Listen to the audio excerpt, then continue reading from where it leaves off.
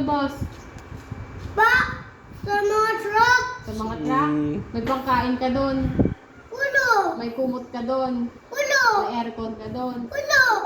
Oh, ba't doon mo gusto? Inaaway niyo ako! Paano ko na- Wala lang ako yung anak! Hindi, paano nga kita inaaway? Hindi ko nga alam kung paano kita inaaway eh. Paano? Ha? Ganito yung inaaway ko tayo! Ikaw may nakaaway dyan eh.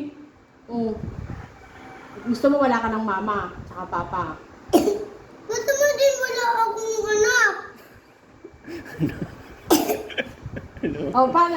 Pag umalis ka dito, o saan ka kukuha ng pagkain mo? Ay, ilan ko ng pera! Saan? Sa palengke! Tapos, doon ka na lang. So, sino katabi mo doon? Lolo doon! Yung lola doon? Tapos, paano? Sige nga, paano ka manghihingi ng money? Kagaya ng lolo! O paano? Ano ba ginagawa doon na nakikita mo? Paano? Be! Paano? Ganyan? Hmm. Paano ka ganyan? Ikaw nga, para alam kung paano. Paano ikaw nga mag-ano? Ganyan ka money. Tapos nakaganyan ka lang. Anong gagawin mo sa money? Alam mo ba maggamitin yung money? Paano? Anong Ibabigyan ko sa lolo! Tapos, Gusto mo yun na lang magiging mama ko?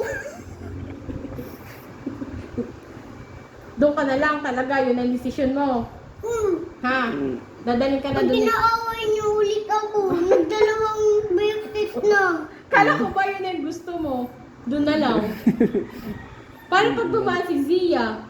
Tapos makita ka nun, nanghingi ka ng money ng mama niya. Paano pag dumaan si Zia? Tapos ganun ka. Mag-hi ka sa kanya. Mag-hi ka kay Zia. Hindi. Bakit?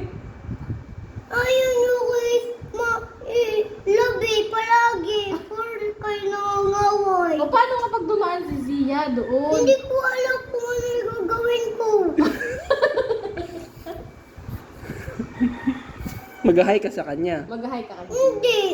Tapos, Ano lang? paano pag bigyan kanya ng money?